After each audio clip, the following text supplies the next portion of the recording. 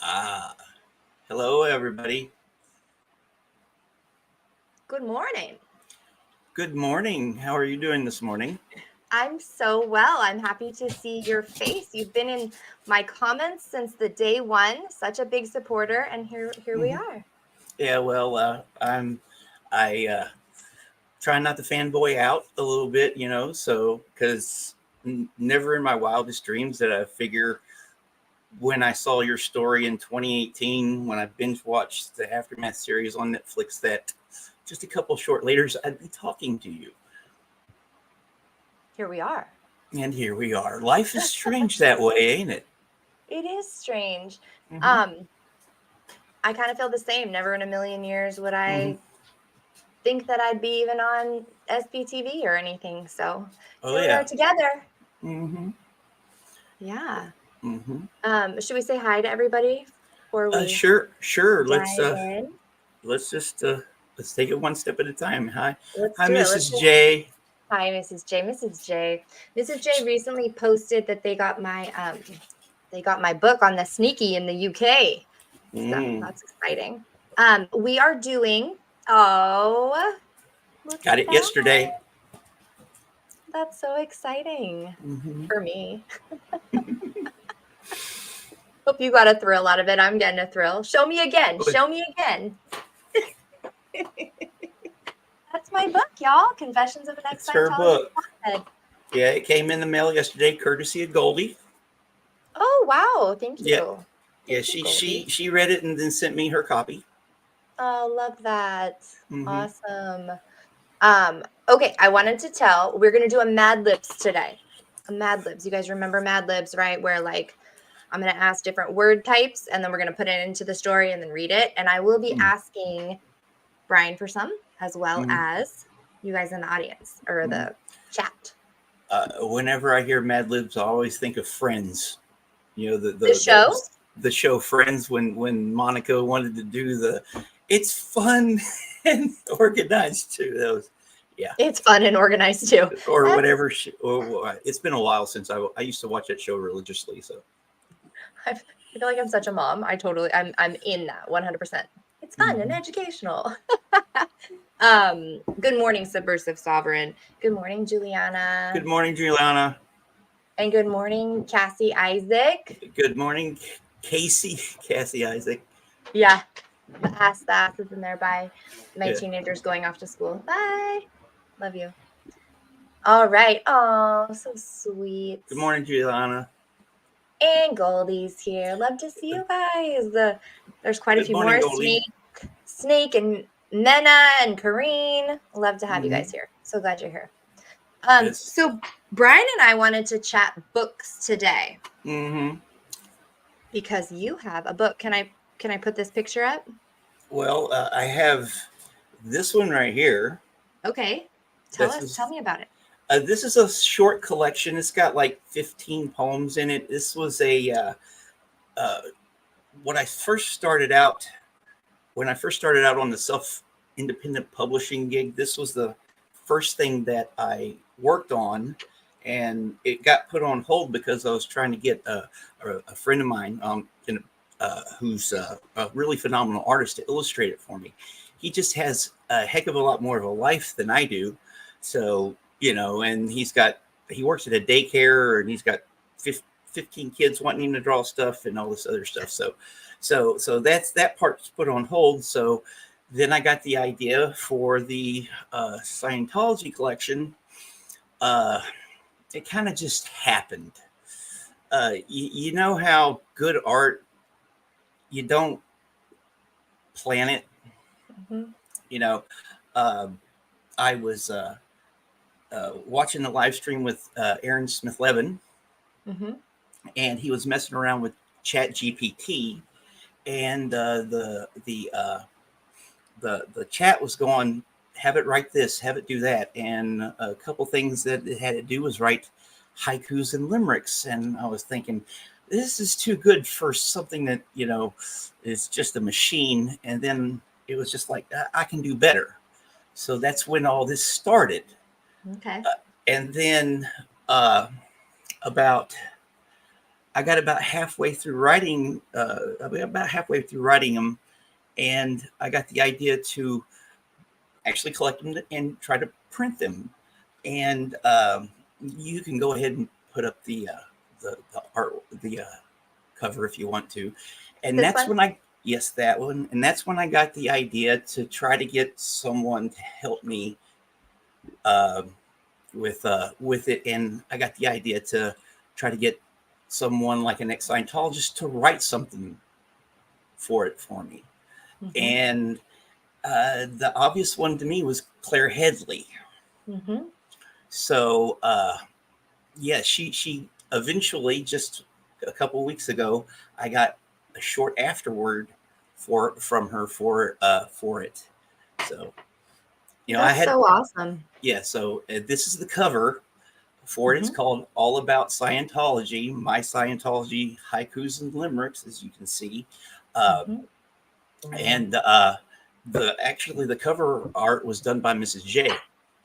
Oh, Yes, awesome. yes, Mrs. J's done the cover art, and we're going to be illustrating it for a subsequent edition. But here it is.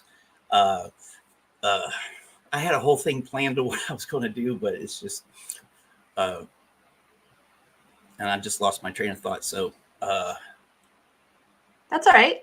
It's really cool. You mhm, sent me a copy of it and I looked mhm. through and I just giggled. I giggled quite a bit that that that because that was one of the main objectives of writing it, was to have a couple thought-provoking haikus and then a funny limerick, because this subject is very, very not funny, and sometimes dealing with a very heavy subject is with humor. yeah, I think that we both Hmm. share that kind of concept that that's one of the ways you can really Hmm. heal Hmm. through the humor of it. Hmm. That's really awesome. Well, I hope it's okay to say here that you would ask me to write something for your book Hmm. as well, and I'm really excited to do that. and Um, and that's all I need for it to be published, and for me to set it out with the Kindle version will come out first, and then uh, I'll have to do another proof. But within probably 2 weeks, the uh, actual print will be available. that's so exciting. I love Hmm. that. So And awesome. and the most important part is writing. If I hadn't have discovered this community, I would have never wrote this. Oh, Yeah, if I would, yeah, it would have never happened. And uh, so I decided, I'm a disabled veteran on a fixed income, so it's not like I can donate money. I live out in the middle of nowhere, uh, so donating my time is, you know, not really an option. There's no Scientology presence here in Arkansas where I'm from. right. Uh, so I use my talent, and I want to. The goal is to, of course, sell as many as I can and donate half of the net profits to the Aftermath Foundation. So Okay. so that's how I want to give back and to help, because being in this community, discovering this has helped me immensely. I know everyone says, the story's a lot of the same with all of us. Never ends. There's people who we follow your stories, and we follow you online, and all that stuff is it's just you know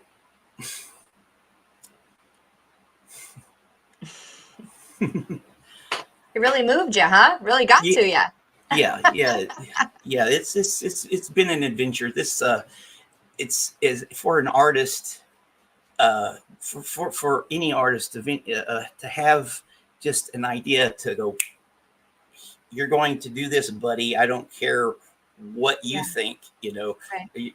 and that's just how I felt. Like the very first one I wrote, I was laying in bed, and I'd been working on a couple of the limericks, and Mhm. the very first haiku I wrote of course, it's called My First Scientology Haiku. I was laying in bed and my brain goes, Brian, you know, Scientology is a 5-syllable word. Scientology. And I was just like, so I had to get out of bed, go in my living room where I am now with my notebook and just start writing. And that's where the first one came about. And then it just snowballed from there. You know, I'd watch the content and a concept that is something that they'd gone over or something someone had said would spark something. And you noticed in there where I dedicated some of the people, like for the one I did for the Headleys, which I did a video for just recently. You know, I incorporated blown for good. What's the best thing about Scientology is when you're blown for good. Scientology, the best thing about it is when you're blown for good. It just all makes sense. Yeah. I love it. Are you okay if I pull up one of the ones that I thought was really great? Sure. They're all amazing, but okay, let's see if I can share my screen real quick here. Yeah, I'd like to see how which ones caught your eye. All right. This is probably on the wrong thing. Hold on. That's about words for our next deal. Hold on a second. The 10th one. Do you want to read it for us? Scientology, built on the neurotic need of one broken man. That one came about because, you know, when Hubbard was between World War II and the time that he did Dianetics, and he was messing around with Jack Parsons, and he went and he tried to get medical help, you know, psychological help from the VA, and that nothing came of it. That's what I believe, or the impression I got from hearing that. You know, what was it built on? He was a broken man, and you know, and sometimes broken people want to make all the world control the world and make the world feel their pain. You know, so that's where that came from. I'm glad you like that one. I do enjoy that one. Let me see. How do I hold on, guys? I'm not very good at my own computer. Let's see. Hold on a second. Let me try and find my screen back. Here we go. I found it. Okay, can I read this one? Because I just really love it. After you read it, I'll tell you something. All right. Captain COB, Volume 1. There's this guy we'll call Little Davy. He's captain of a pretend quasi-navy.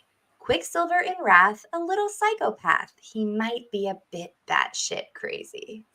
I loved it. I was like, okay. Yeah. I wasn't sure what to expect when you said limericks and haikus, and then I just started giggling, and I think that is the perfect word, because I was just like,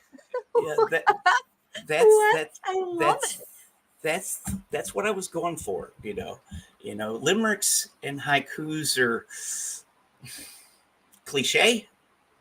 You know, when you think of a limerick, you think, in the poetry world, you know, they're more cliche. You know, they're sing-songy and all that stuff. And at least that's been my experience. And it was like, when you think of a limerick, you think, you know, there once was a man from Nantucket. That's right. You know, and they're usually dirty in their body, and they're not high art. You know, but you can turn it into that. You know. I love it. Yeah, but the reaction, I got the same reaction from the other night. I was talking to Marcus in Theta about this. He actually wrote a little blurb for me, which I sent you that. And I read him the Captain COBs. There are 4 of them in there, and each one is funnier than the last. Yeah. And I just had him rolling, and that's exactly what exactly what I intended to. I love it. Well, you nailed it. You absolutely nailed it. And I think that it'd be so fun to see these also performed, like with a big voice in front of a big crowd, you know? Or set to music, because, you know, all 4 of them could be set to music. You know, that's maybe to the tune of Piano Man. If you listen to the Piano Man by Billy Joel, parts of it, he does the same cadence and it's not the same cadence and stuff as a limerick in certain parts of it. So it could be done something like that. All right. Well, I'll Mhm. definitely be looking forward to seeing Well, that. yeah, maybe some musician out there after it all comes out will do that. Who knows?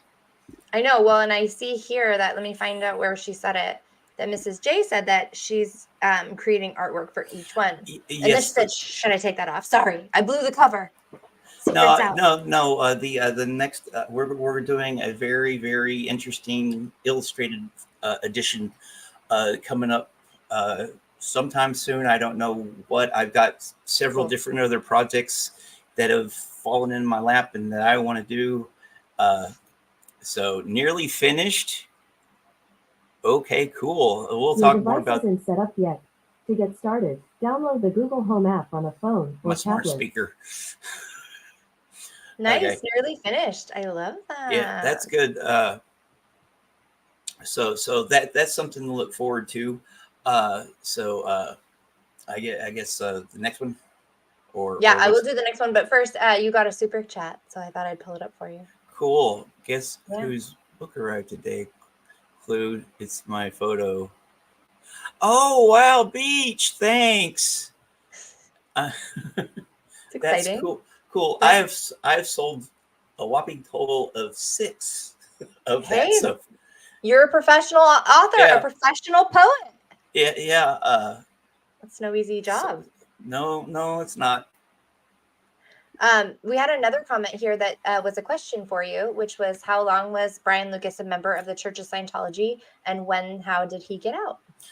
The answer is never. I am what they call a never in, or I call it a observer. That's what I call it. My role in all this is to report and observe. Uh, my background in religion is mainly Church of Christ. In the area I grew up in, where I live at right now, um, it's dominated by little bitty churches of the main denomination is Church of Christ, and then there's Baptist, Methodist. The nearest anything other than than Protestant is the Catholic Diocese in Conway, and they also have a small mosque now in Conway. But it's I grew up in the Church of Christ, sorta. Um, we moved. I was born in West Virginia. We moved here when I was 1 year old, and my mom church hopped, and I got all the hellfire and brimstone and all that stuff. Uh, Marilyn was talking about it earlier on her live. That anxiety and stuff that was indoctrinated. I drank that stuff in when I was 3, 4, 5 years old, and I didn't like it. So when I became when I got 6, 7, 8, I was like, I don't want to go. It's not for me. And the circumstances uh, made it where if I yeah, my mother just gave me a choice, and I chose it wasn't for me. I Right. did I did join the Mormon Church when I was in boot camp uh, in the mid '90s. My mom was in school and in college and getting a degree in history, and she found out that the first uh, branch of the Mormon Church to actually take root here in Arkansas was just right up the road from me, and I never even knew it. There was people that I'd grown up with, families that were Mormon that I never even knew they were. It never came up. So it's been here a little over 100 years. So she started studying it to write a paper on it. Mm. Missionaries started coming by because I was living at home too, going to college too, and she went native. She got baptized. Oh, wow. Yeah, so I was all around it. One of my Wow. best friends is actually a Mormon, a true believer, Mhm. and so I knew a lot about it. And when I went to boot camp, it's a very very stressful Yeah. environment, especially for someone like me. Even though I was 30 years old, I was still 10, 15 years behind the curve in some ways on maturity levels when it comes to certain things. Mm. So I was I'll admit I was scared shitless. So you needed that crutch, I guess, Yeah.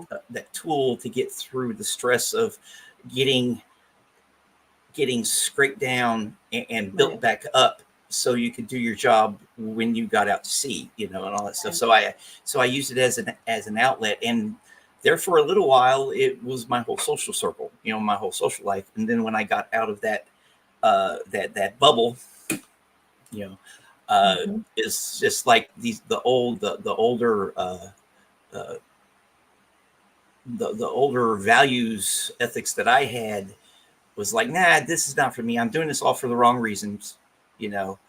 And I believe that God, the universe, wants you to do things for the right reasons. It's like like the this I listen to a lot of Alan Watts, and there's this I'll probably paraphrase it here, but it's like it's just the wrong the right methods in the wrong hands still bring out evil. So doing the right thing for the wrong reasons is still wrong, or doing something for the wrong reasons is still, it's not good.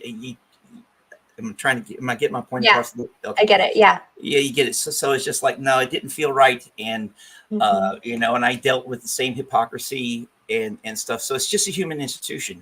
It's so yeah. That's part of my Mormon story. So no, I was never in. I'm more of a spiritual guy. My leanings go more towards Zen Buddhism and stuff like that. So I believe in the universe, and that's about it. Awesome. Well, what do you think about Scientology? Well, I first heard about Dianetics when I was a teenager. I saw the commercials with the exploding volcanoes, and I thought it was weird. I read that part. Yeah, in your book. Yeah. What about now that you're Now, a proper observer? it's dangerous and destructive, and it's not good. It takes, like I said, it was built on the neurotic need of one broken man. Mm-hmm. And anything built with a foundation that is not stable is not good.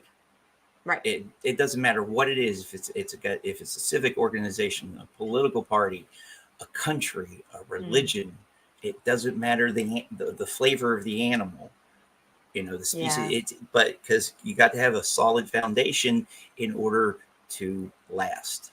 Right. And yeah, it's and the stories. Oh my God, I watched Going Clear when it came out on HBO, and I just couldn't stop watching it. I knew Tom Cruise, Kirstie Alley, the holy trinity of celebrities and all that other stuff. And it was just Tom Cruise jumping down, just crazy crap, silent bursts, and all that stuff. And this has all come from a science fiction writer who wrote a self-help book. Yeah. So it was just too crazy, too weird, and I like to question things, and hearing all the stories, especially even more, as you guys say, it's just that's even worse and worse and worse and more horrific and more horrific. It's just like, oh my God, what I'd been through was small potatoes compared to what this organization, who's supposed to be the most ethical organization on the planet, is. yeah it's so yeah, I'm not a fan at all. It's funny that Scientology does call itself the most ethical organization, the most ethical group on the planet. It's pretty amusing. Well, tell me about, how's it gone for you with your self-publishing? We had chatted a little bit about this previously. And just to preface this, there are a lot of people who I think are in the same position you and I were in maybe a year ago, or 6 months, or 2 years ago, or 8 years ago, thinking, like, I don't want to put words in your mouth, but my book, Confessions of an Ex-Scientologist Pothead, when I thought of that, I was like, this is a crazy idea. Like, how do I take this sort of crazy idea and make it real? That's my dog, Phil. I would assume that's your dog. I hope that's your dog. Um, the self-publishing thing kind of started out. See, I when I was in my early 20s, I published a few things. Once in the local paper, and then a couple times with the literary the student lit magazine at UCA where I was going to school. It's the University of Okay. Central Arkansas, and being you know, I just, it was very overwhelming. Back then, you had to send out your stuff and wait Yeah. back and all this stuff. So it's just like, okay, they're going to reject me anyway, so I'll reject them first. Fuck it. Yeah. You Well, know, back then, the overhead that you would have to hold to print yeah, your own book, to yes, buy your own book, to hold it, and then ship it to people. Or if you're going to do book sales tours, you have to carry around heavy boxes all the damn time. yeah. So being a self-publisher was not even a twinkle in the back of my head. Got it. Not even on the card. So I tried once to at I think when I was in the Navy, I submitted some stuff online to this one particular online place, and of course they said you're not what we're looking for. So I was like, yeah, screw you. Okay. So back in December, I got the idea to start a YouTube channel. I was watching a lot of YouTube. That's when I started following the Daily Masters. That's when I started following Chris. It was Andrew Gold, Chris Shelton, John Atack, and Aaron Smith Lebanon, and just that part just snowballed from there. But I was watching this guy named Professor of Rock, right? Okay. And he goes over songs and talks about the history of them and interprets them and stuff like that. And I was like, maybe I should do something like that with my stuff. So I put the idea I ran the idea by a really good friend of mine. Her name's Michelle Stoll. I've known her since I was like 18. She's a remarkable poet herself, and she thought it was a good idea. So that's when I did my very first video with this broken. It's broken now, but this phone, and I had a crappy laptop. Okay. And then the idea was to, I'm not going to probably not end up. Can I just pause you there for a second and tell you that's literally my situation? My phone is so cracked, and I have this shittiest laptop. This is this is the one I use now. So using bare bones stuff, I just started putting it out there, and the idea was, I don't have any kids. I'm probably gonna, I got to have something to outlast me. Right. And this is all I have. And so at least this way, if someone, I could, read my stuff and talk about it. That way, in 100, 200 years, if some scholar is studying early 21st century, late 20th, early 21st century poetry, they might run by my stuff on YouTube. Yeah. It's kind of like an immortality. I love that. And then I decided to put a package in to this place called Rat's Ass Review. It's an online publication, and they said, "No, you're not what we're looking for." So I was like, I was disappointed and stuff. And then I found this place called Westward Quarterly, and they accepted one of my poems. Well, around that, and so that was a good feeling. Got rejected, and then yay, I got some validation. So around that time,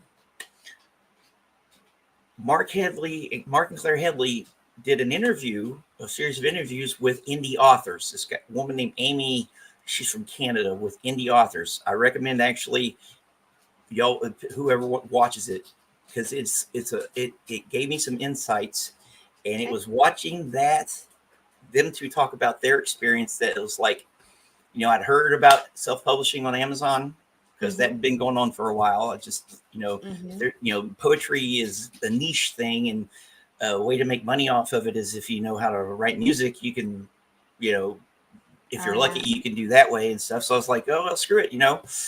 If I sell 5 copies, I sell 5 copies or whatever. At least it's out there. So hi, Lady Veritas. So if I hadn't watched them do their little thing, I would have never got the idea to start my own publishing company. Right. So I did the research, and after having a few 420 moments filling out the paperwork because I couldn't do it online. I love my state, but my state government sucks, and their bureaucracy sucks Fair enough. because their website for starting a business sucks. So you have to do it. I had to do it by snail mail. So I filled it out wrong one time, and then got it back, filled it out again. So eventually, fast forward, third time's a charm. I have it's around here somewhere, my actual business license. So that's funny. I did that too. What you don't have to do that as a self-published author, but why did you choose to do that? Well, as a method of insulation. Yep, to protect yourself, To your own protect personal myself, assets my from own like, hey, I'm talking here. This is my dog. wants to say hi. I don't know. So yeah, and that's one of the things that I took. That's one of the takeaways I got from watching that set of interviews with Mark and Claire. They protected their book from Scientology by starting their own publishing company. Yep. And I decided to protect my work from, from like, I got an ex-wife who might try something. I don't know. Gotcha, just in case. And I can set up trusts and everything. Like I plan on willing all my stuff to my niece, Okay. So it's all there. It's to give yourself that level of insulation. Yeah. Especially with something as litigious as Scientology as the topic. Because if you do just publish a book under yourself, if someone choose to sue you for defamation or whatever the hell, then you just need that extra layer. So it's actually really, really clever. Well, funny you brought that up, because this morning I was talking with one of my oldest friends. I was like, if someone comes around, you don't know, knocks on your door and asks questions about me, tell them to screw off. Because he knows I've been doing this, and he's kind of been on the journey with me as far as me talking about it and stuff, and he knows a little bit about their fair gaming, and when I was talking with Marcus, we talked a little bit about that, and it's like that was a little thing that a little thing I had to think about. But I live out in the middle of nowhere. Right. I'm very open and honest about my life on my videos. I tell everybody where I'm from, so it's not like they can't find me. But I live in a very small town, and people in small towns operate a little differently than especially in the rural South, than they do in some place like Clearwater, Florida, or Los Angeles, or any of those areas. So I'm not too worried. And if I try to get, if I get sued or whatever, it's just like that'll be more money in my pocket. Yeah, because it'll make my stuff. It'll make my book sell more, because people want to know what the big deal is. Yeah, that's pretty much how I feel too. That's so interesting. It takes. I have to congratulate you, because it certainly takes courage. I think that it takes courage not just to be an artist, but to take something that you've created as art and put it out into the world, or especially self-published in both of our cases, because it's like we're the final say on what goes out there. There's not a publishing company or an editor that's going to tell you like, this is okay, this isn't okay. It's completely up to you. And I think it just takes a lot of cojones to just for the artistic sake of it, to create, especially poetry or anything, writing, words are so powerful and important to me. So I see that as such a big deal. But then having the Scientology thing on top of it, like I want to be an inspiration for people to say like, you too can do this. But at the same time, it's like, you can do this, but you're going to have to grow a pair. Well, you coming onto the scene kind of spurred me on a little bit, because when I saw you open up your proof, it was like, because I first approached Goldie about approaching Claire for me back in May. And of course, they had a lot of.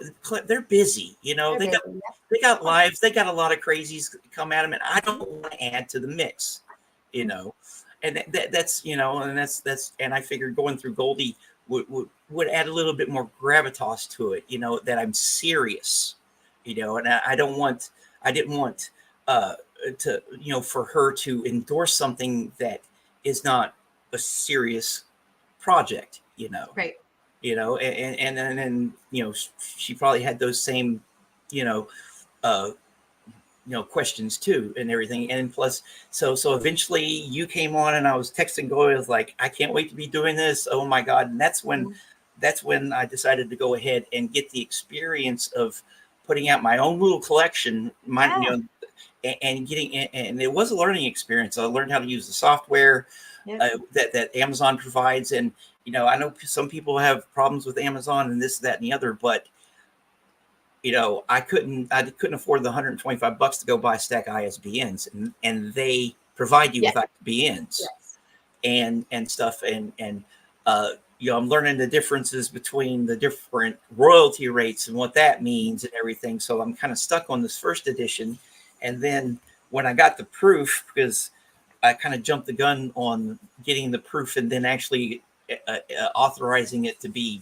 published, I discovered that my font was really small. Oh goodness, yeah. Yeah, it's really small. But so I'll do a second edition with bigger fonts and all this. It's just all a learning experience. Yes. And stuff. And you know, never in a million years, or even just 6 months, 8 months ago, would I have thought that I'd have a YouTube channel. Well, definitely a year ago, YouTube channel where I've got, you know, right now I got 165 subscribers last I looked. Maybe this will get me more. I don't know. Please subscribe if you like my stuff. Yes, I have. I think I have.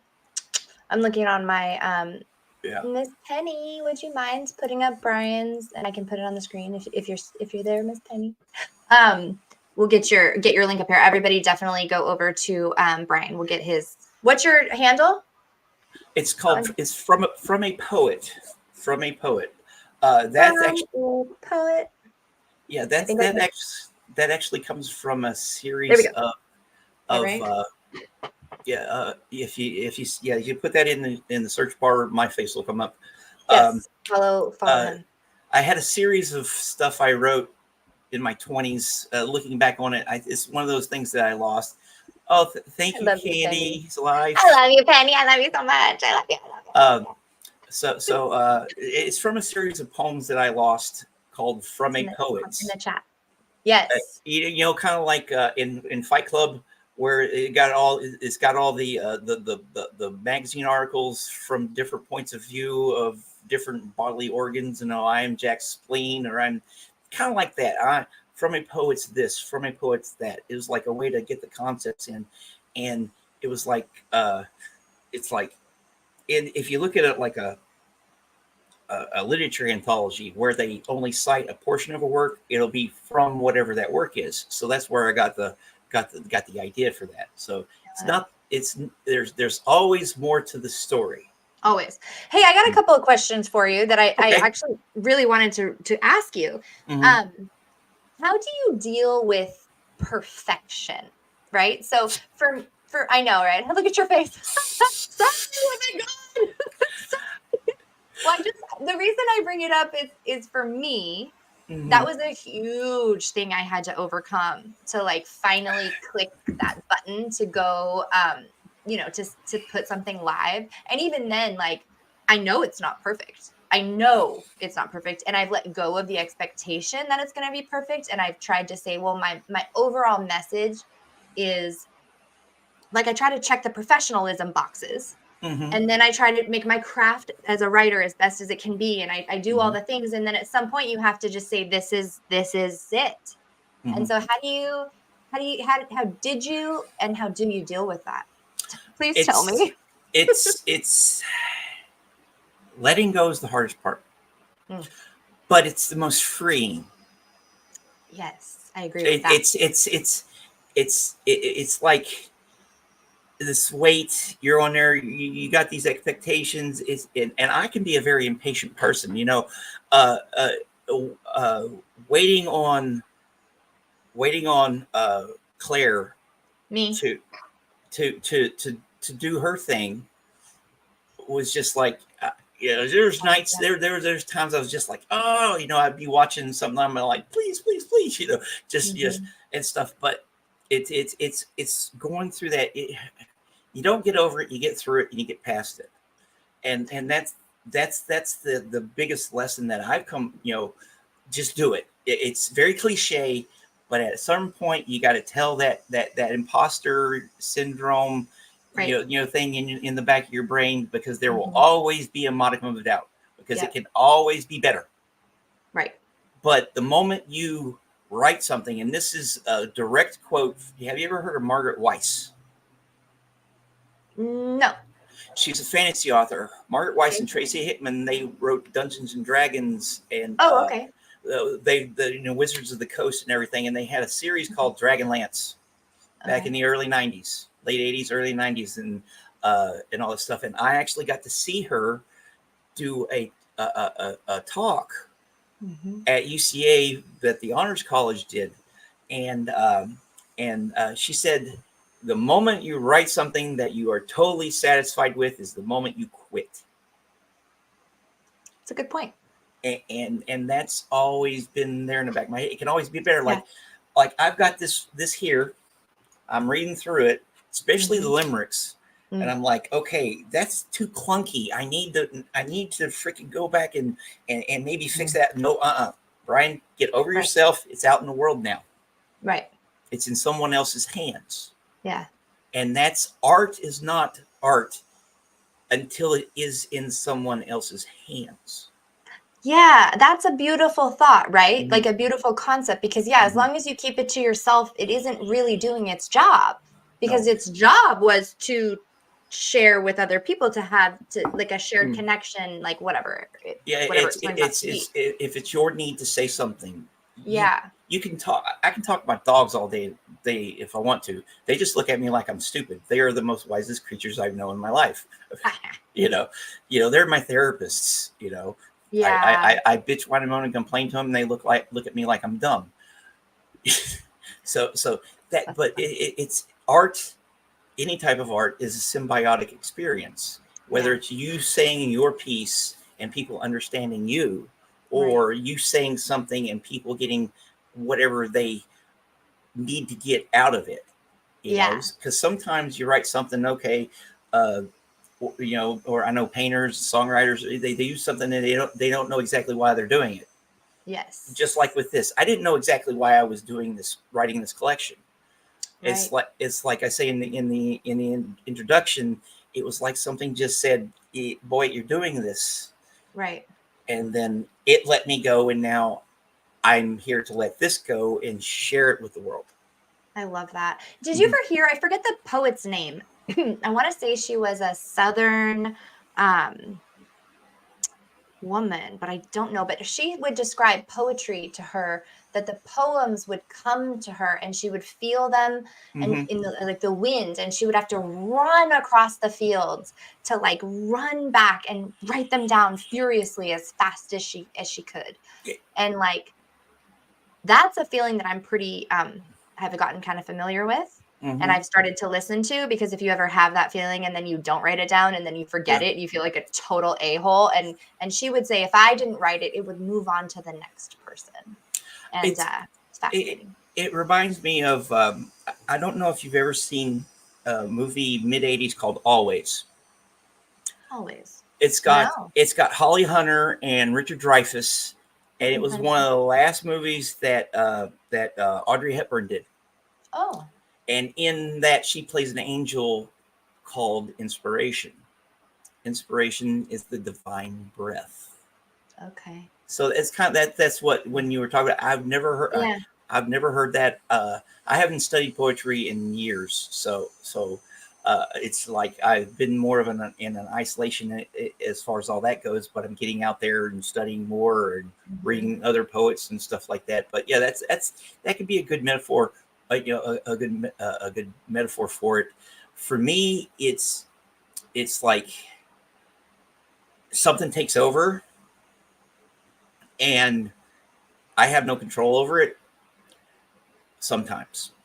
You just got to get it out. You got to write it down. Then sometimes, how did I put it one time? It's the perspiration is the lube for the inspiration.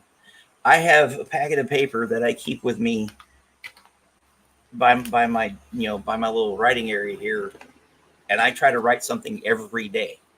Okay. That way, if something comes like one of the best things, one of the things I'm most happy with, happened that way. I was just, and it's a poem I wrote called Mining. I actually, first time I ever heard it read with Marilyn read it.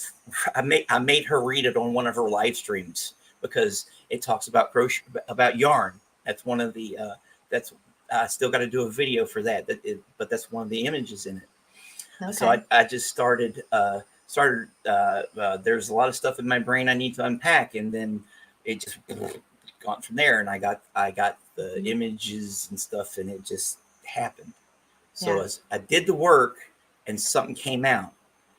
That happens rarely. You know, I mean, that's a sweet spot as a writer, right? That's then you're chasing the dragon for the rest of your life. and it's I'd rather chase that dragon than others. You know what I mean? Yeah, for sure, for sure. Have you did you ever hear of a one-woman production called Squeeze My Cans? Sounds familiar. Okay, I think I'll maybe share some more. Maybe I'll put some links up. I don't want to do her just justice by trying to explain her beautiful craft, but Kathy Schneckelberg. She has a long last name. I hope I got that right. I'll double check before the end of this. She did a one-woman play about her experience in Scientology, and it blew my mind. I thought I heard either Reese or Reese talk about it, or because they were talking about Jenna Miscavige and how she broke those. Squeeze My Cans, Kathy came here, and that was her whole name of her entire production was Squeeze My Cans, and she had this great merch.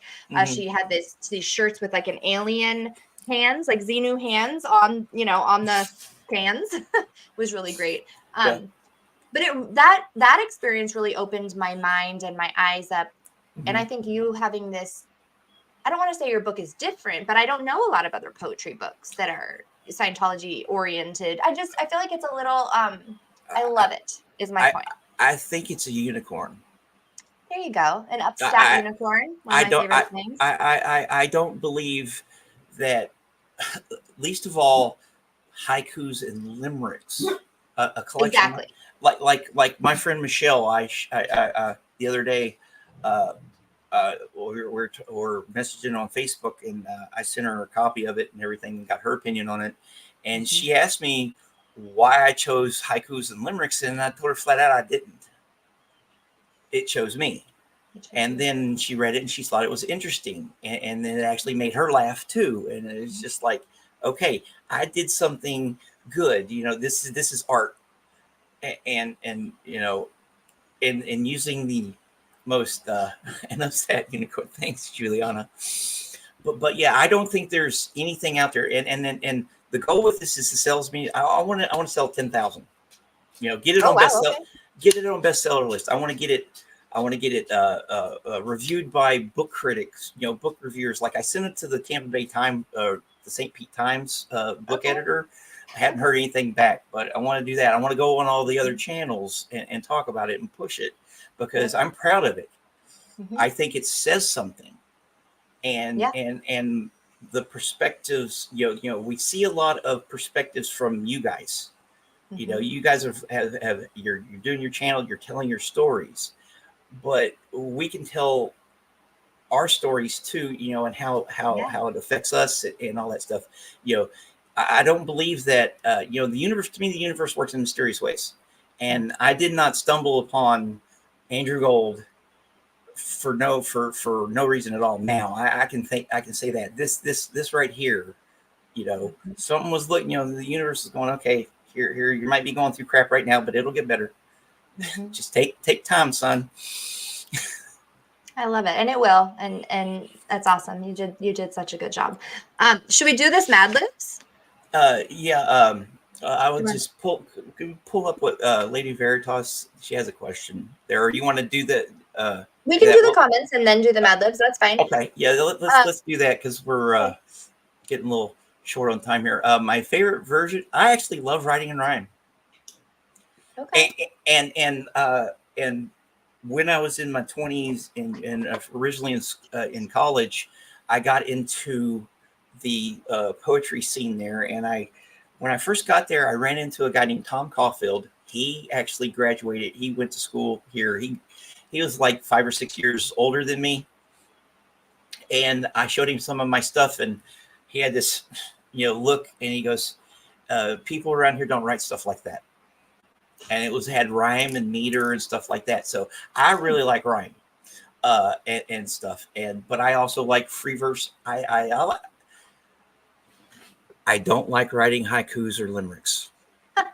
And yet you have a haiku and limerick book. Yes. The first time I wrote a haiku since I was in the 3rd grade was when I did one for my ex-girlfriend, and that was in 2019. Wow. And so yeah, but speaking of, we can. I told you earlier. How I pointed out I dedicated some of those haikus to people. Mm-hmm. I got one for you. For me? For you. Oh boy.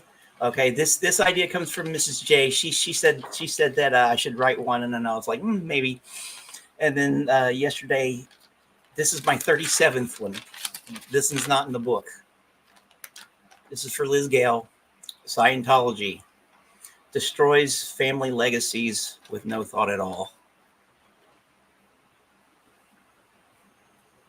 Thank you. See that your story, like I said, I have. I don't think we got enough time to get into it, but your story resonated with me because I had something similar happen to me with your land and stuff like that. Mm-hmm. So we can talk about that later. But I just wanted to share that with you. I think it's funny. My word is to say it's beautiful. And then logically I go, wow, how can just a few words be thrown together to be like so meaningful? And they are. You did so well. It's just so powerful. Thank you. You're welcome. Thank you. Okay, let's look at these. Hold on a second. Hey, if Osa's here, what do you want to say to them, by the way? I live out in the middle of nowhere. I think I was followed yesterday. I haven't told anybody this publicly, but I'm pretty sure I was followed yesterday. And I am aware of such things sometimes. And I turned in a way that I wasn't typically don't turn. And I flipped a bit real quick, like a U-turn, back to UE, and caught them and they turned right after me, but it was weird. I don't know, whatever. Or I could always say hi, Osa, as in HIGH. Hi, there you Osa. Go. We got magic brownies out here. We'll share. I know, right? Chill the F out, Osa. Let's also talk about this real quick. I think this is soups important. That has neither to do with either one of us, but there's a couple comments here that don't have anything to do with us that I'd love to just talk about real quick. Goldie, I didn't know this was a thing. We can support Goldie, who is like moderator extraordinaire. There's only one moderator that I love more than Goldie. Sorry, Goldie. She even moderates my channel. Moderator. Oh, she does. Yeah, she's Miss Penny here is my. I like Penny. I love you. But I did not know that we can get merch to support in Apostate Alex's store, and all the proceeds will go to beloved Goldie. I was not aware of this, and this makes me super happy. And I do want to just say out there, I'm not really big on super chats. I don't ask for them or anything like that. But if anybody ever does want to give a super chat on my channel for my mod in particular, I will 100% make sure that gets to her, just so that's. Goldie also has a buy me a coffee now. Oh, okay. Was not aware of that. And I've got a line of Goldie merch, which she will benefit from too. I was not aware of that, Penny. I'm with the publishing thing and all that stuff. I've got a line of one of the plans is have one of your favorite haikus printed on a t-shirt so you can wear it in public. And we'll do that option. That's so fun. I love that idea. Okay, and here is, and you guys don't obviously have to take it from the screen, but this link is in the chat. And I will make sure that I update the description with it as well. Yeah, that's my current one. It's called Memories Carved in So Much Dust.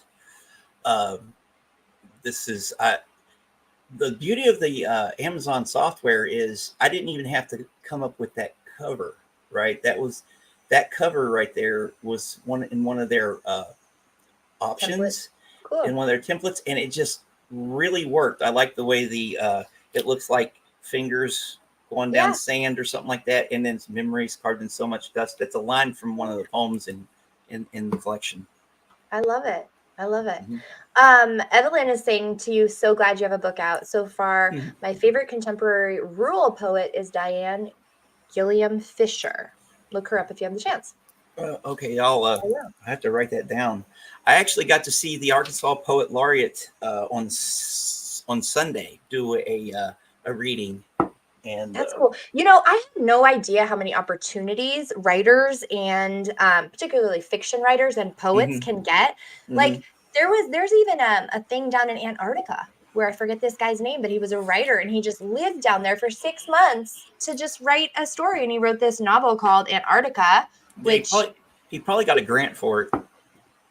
Yeah, he did. He got a grant and he got to go down there, fly down there, got clearance to stay at their base and stuff. There's some really cool opportunities out there. And here is Kathy Schneckelberg, squeezemycans.com. Now listen, I went to her. I admire this woman so much because you think it takes balls to write a book.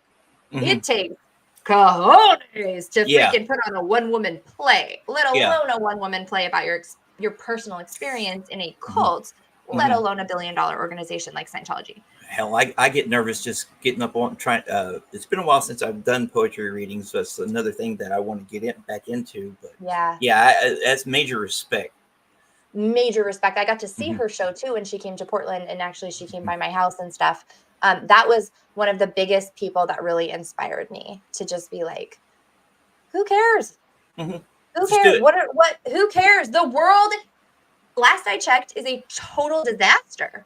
I'm not going to make it much worse with my book by calling myself a pothead. Though I do have to tell you, I sat down with my family and my husband and my kids, and I said, am I going to embarrass you? Am I going to embarrass, if I write this book, what's our thoughts here? Calling myself a pothead. My teenager was just like, I'm pretty sure everybody knows that.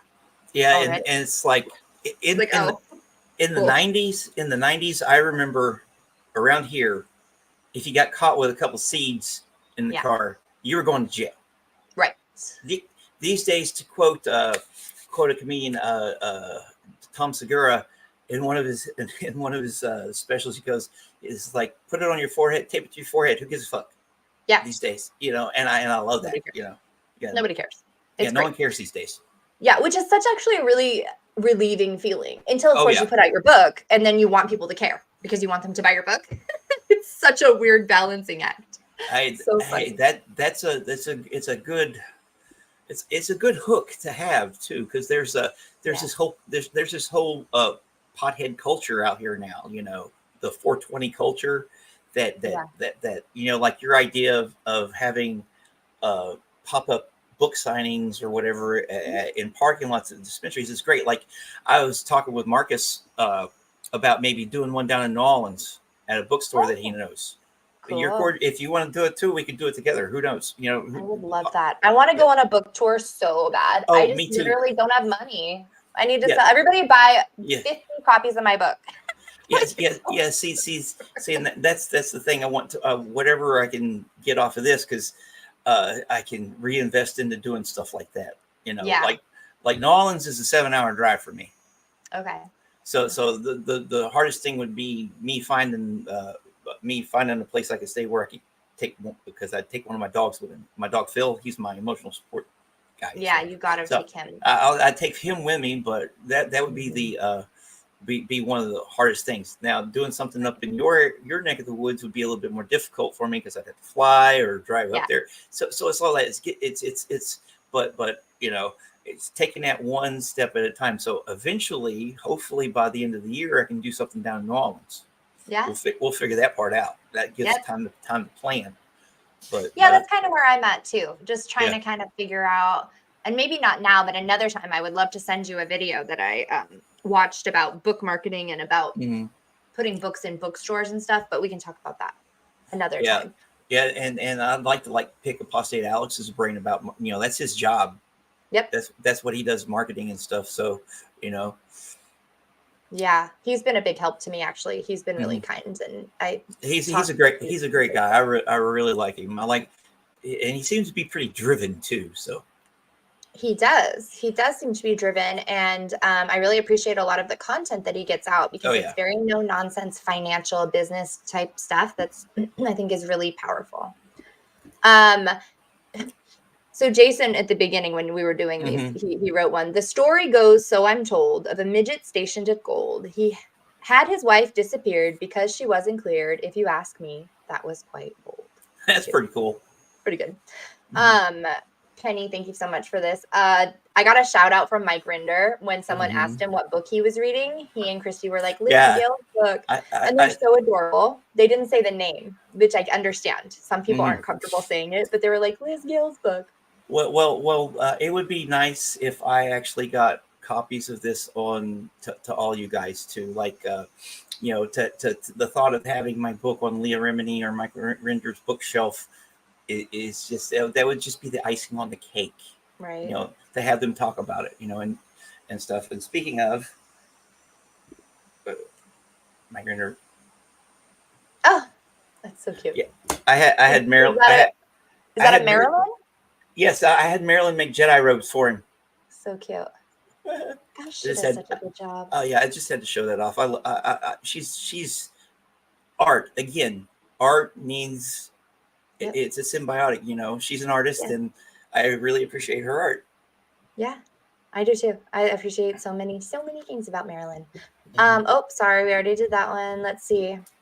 I'm just on one. I just really want everyone to appreciate the moderators. SBTV moderators are the best. Yeah, I wouldn't do it. No, I wouldn't do it either. And I would imagine with Aaron's channel that, especially with the news over the last weekend and all the blowing up, that was a lot of work and really hard. So let's all be sure we give moderators love. Yeah. I was just wanted to say thank you, Lady Veritas. She said she bought it on Amazon on the Kindle for me, or bought it on Kindle. So thank you. Yeah, and this one, so glad you have a book out from Evelyn so far. We just read her. That's right. Yeah, sorry, yeah. my bad. I think I meant to put. Oh, I think she actually put that twice. That's why. All right. Oh my gosh, I missed all these. Hold on a second. Let me see if there's other ones I want to pull up just really quick, and then. Okay. Hey, so tell the church and your leader that I'm coming. Bill's coming with me. Great movie. Love you. Okay, let's see. I think that we could. I love you. Let's see if we can do this. Let's see. Hold on a second. Hold on. I got my concentration face up. Nobody look at my face. All right. Okay. Well, it's been an hour. I'm not sure. Do you have time to do a Mad Lib? Should we do it another time? We can do the Mad Libs, but I believe our conversation needs to go on some more. So if you want to wait till that, or we could, whatever. Let's just keep talking, and we'll do the. I'll do the Mad Libs later. We'll do the Mad Libs later. Okay. And we can talk for like another 15. I think we can. That works. We can go over comments and stuff because I've been talking with you and trying to, okay, I want to talk to that, So yeah, we can bring that up or do whatever, because there's a whole lot that I want to, I've been thinking about this ever since I approached you. It was like doing the live stream. I was like, I'd like to go over this, like to go over this, like to go over this. I didn't write a list down, so no worries. Look, now I know we have liars in our chat. Yeah. I know you're lying, Juliana. My concentration face is not beautiful, but thank you. Well, tell me what else are you thinking? I don't know. Two stoners chatting about two stoners. Well, speaking of me and Miss J, we do speaking of poetry and being stoned, we do a periodic live stream on Sundays where we go over poets while we're token. Cool. And you are cordially invited to join us. I'm in. I would love to. The only problem is it's at 4:00 her time, and she's in England, which is 10 o'clock my time, 10 a.m., which would be 8 o'clock your time. That's fine. On Sunday morning. I think we're going to do. That's fine. I think we're going to do one this Sunday. So okay, that sounds good. Yeah, I'm usually up around then anyway because I got to get up for my kids anyway, and then Sunday comes and my brain still thinks it's a school day. So. Oh, cool. So yeah, that works out perfect. Hi, Jade Ice. Yeah. Don't forget the Mad Libs are likely to inspire more conversations too. That's true. That's all right. Yeah. I can do it after. That's not that big of a deal. And I also, once I make the file better, I'll put it up on my website and you guys can download it and do it. Yeah, but I'd like to do that again. This Sunday, the next Weed and Poetry and Weed is going to be going over Samuel Taylor Coleridge. Have you ever heard of him? How do you say that last name again? I'm going to write it down. Samuel Taylor Coleridge. Okay, and it's kind of I can segue this back into one of the haikus I wrote. Oh, okay. Okay, have you ever heard of the Rime of the Ancient Mariner? That sounds familiar, but I don't know what it means. The Rime of the Ancient Mariner is a poem that a very long, it's an epic poem that Coleridge wrote, where we get the metaphor of the albatross being being a burden, an albatross around someone's neck, because before then, yeah. Have you ever heard of that concept of someone has an albatross hanging around their neck? And you mean like the bird? Yeah, the bird. Yeah, because it's. I think a Bjork, but that was a swan. Yeah. So I actually wrote one. It's let me pull it up here. Where I use that concept. It's on my 8th one. It goes Scientology, hypocrisy incarnate, Hubbard's albatross.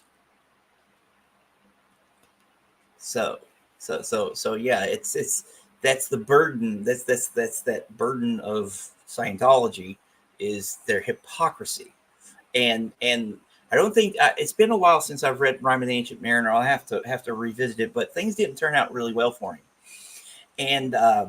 And so that's what we'll be going over there. And eventually we're going to be, I have probably the next several years worth of episodes of that already mapped out in my brain. We can go over this guy, we can go over this person, go over this person, and all that stuff. It's fun. It's really fun. It is so fun. And I wish I had more, I don't know how to explain it. It just, I wake up in the day and it seems like there's not enough hours to like write all the things and do all the things. But if you have that feeling where you like have that list of things you want to create, there's just so much energy there. It's crazy. Yeah, it is. It's being a stoner, I get very stoned. Mrs. J. I love Mrs. J. She's awesome. But yeah, I'm not a cheap date with the stoner department anymore. I got to take a little cleanse so I can. Yeah. I use it for. I have gastro problems. Okay. Yeah, so I use it for that, and I injured my neck. I injured my neck when I was in the Navy, and when I was a kid, I used it for self-medicating and stuff. But we can always get into that later. Anyways, I'm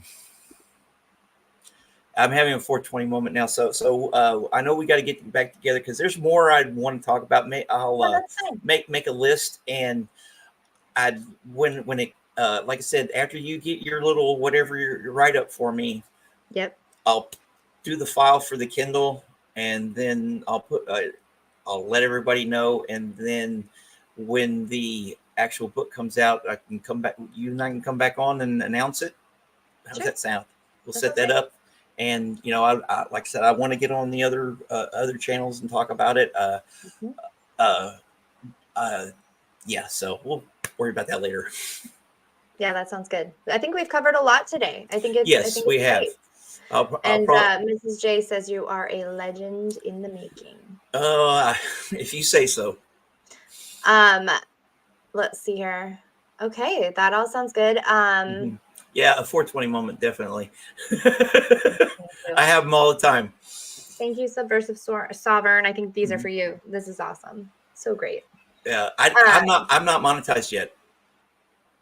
oh, No, I have, like I said, I have well, I don't know what I have now, but at the beginning of this, I had 160 some subscribers and probably a total of 120 watch hours. So, you know, awesome. Well, yeah. now I owe Goldie £5, and she's not even my mod. No. That's fine. I love it. I Yeah. love it. I love it. We got to Yeah. support Goldie and Miss Mhm. Penny. Love you guys. Mhm. Awesome. Well, I guess we can Mhm. wrap up with this, and I can save our Mad Libs or our stuff for Yeah, another we day. can save that for the next time. Yeah, sounds like a plan. Sounds like a super duper plan. Thank you. And if anybody has not had a chance yet this is my proof copy, but there's other ones around here, to buy my book, Confessions of an Ex-Scientologist Pothead, Here's I would really appreciate it. And you know what? I've gotten some great feedback on this I was sneaky. And people keep reading this book and then coming back to me and saying things like, wow, I didn't know I was going to learn so much. Like I read it in 2 days and now I learned so much. Or they'll tell me things like, wow, someone said, wow, you're actually a very complicated person. Mhm. I was like, yeah, dude. Well, I just started. I just started skimming through it, so I gotta. That's on my agenda, and Well, I'm then hoping to carve out a couple hours today to write on my next project. So remember, I got this that's memories right. carved in so much dust, and soon the Kindle of All About Scientology, My Scientology Haikus and Limericks, with forward by Liz Gale and afterward by Claire Headley, will be Love available very soon. Love it. Love it. As soon as I get my together. So we'll do that. All right, let's say bye to everybody. Thank you so Bye. much for being here, everybody. And we Yes, will do thanks a for Mad watching. Libs. We just talked books so long. Bye. Bye.